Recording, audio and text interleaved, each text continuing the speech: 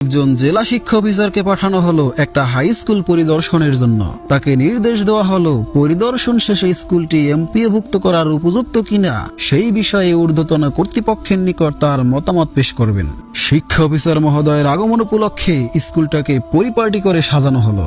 ছাত্রছাত্রীদেরকে নির্দেশ দেওয়া হলো স্যার যা জিজ্ঞেস করবেন সবাই যেন তার ঠিকঠাক জবাব দেয়। শিক্ষা অফিসার মহোদয় স্কুলে পৌঁছলে শিক্ষক ছাত্রছাত্রী সবাই তাকে স্বাগত জানালো। শিক্ষা অফিসার স্কুলের পরিবেশ দেখে দারুণভাবে মুগ্ধ হলেন। তিনি প্রধান শিক্ষককে বললেন, বাহ, আপনার স্কুলটা দেখছি খুব সুন্দর। প্রধান শিক্ষক বিগলিত স্বরে বললেন, সব আপনাদের দোয়া স্যার।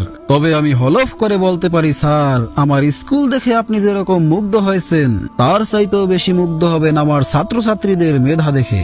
শিক্ষা অফিসার মহোদয় মাথা নেড়ে বললেন, ভালো, খুব ভালো। এরপরে তিনি প্রধান শিক্ষকের কক্ষে কিছুক্ষণ বসে শ্রেণীকক্ষ পরিদর্শনে বের হলেন। সাথে প্রধান শিক্ষক সহ আরো কয়েকজন শিক্ষক ছিলেন। শিক্ষা অফিসার মহোদয় প্রথমে ঢুকলেন ক্লাস 7-এ। তাকে দেখা মাত্রই সকল ছাত্রছাত্রী উঠে দাঁড়ালো। শিক্ষা অফিসার মহোদয় সামনের বেঞ্চের একজন ছাত্রকে জিজ্ঞেস করলেন, বলো তো বাবা, সোমনাথ মন্দির কে ভেঙেছে? ছাত্রটি ভয়ে ভয়ে মাথা নেড়ে বলল, স্যার আমি জানি না। শিক্ষা অফিসার মহোদয় ক্লাস 8-এ গেলেন। সেখানেও একই প্রশ্ন করলেন। ছাত্রছাত্রীরা সবাই ভয়ে জড়সড় হয়ে বলল, স্যার আমরা জানি না স্যার, আমরা কোনো মন্দির ভাঙিনি। শিক্ষা অফিসার মহোদয় মহাবিরক্ত হয়ে ক্লাস 9-এ গেলেন। সেখানেও জিজ্ঞেস করলেন, সোমনাথ মন্দির কে ভেঙেছে? একটা চঞ্চল ছাত্র দাঁড়িয়ে বলল, স্যার আমরা ভাঙিনি, তবে ক্লাস 10-এর ছাত্ররা খুব দুষ্ট, ওরাই হয়তো ভেঙেছে। শিক্ষা অফিসার মহোদয় রাগে দাঁতে দাঁত ঘষলেন। প্রধান শিক্ষকের কপালে ঘাম দেখা গেল।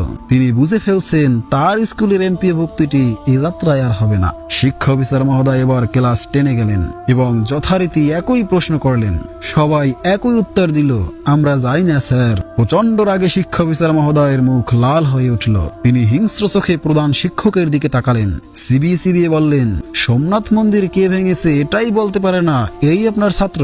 প্রধান শিক্ষক ভয়ে কাঁপতে কাঁপতে বললেন, স্যার বিশ্বাস করুন স্যার, আমার স্কুলের ছাত্রছাত্রীদের আমরা খুব কড়া শাসনের মধ্যে রাখি। এরা সত্যি বলছে স্যার, সোমনাথ মন্দির এরা ভাঙেনি, কে ভেঙেছে সেটাও দেখিনি। শিক্ষা অফিসার মহোদয় হাসবেন না কাঁদবেন কিছুই বুঝতে পারলেন না। অফিসে গিয়ে শিক্ষা অফিসার মহোদয় ঢাকায় রিপোর্ট পাঠালেন। রিপোর্টের সারমর্ম হলো, সোমনাথ মন্দির কে ভেঙেছে স্কুলের ছাত্র শিক্ষক কেউই বলতে পারে না। এই স্কুলকে কোনো অবস্থাতেই এমপিওভুক্ত করা যাবে না। 1 মাস পর শিক্ষা অফিসার মহোদয়ের নিকট একটা চিঠি এলো।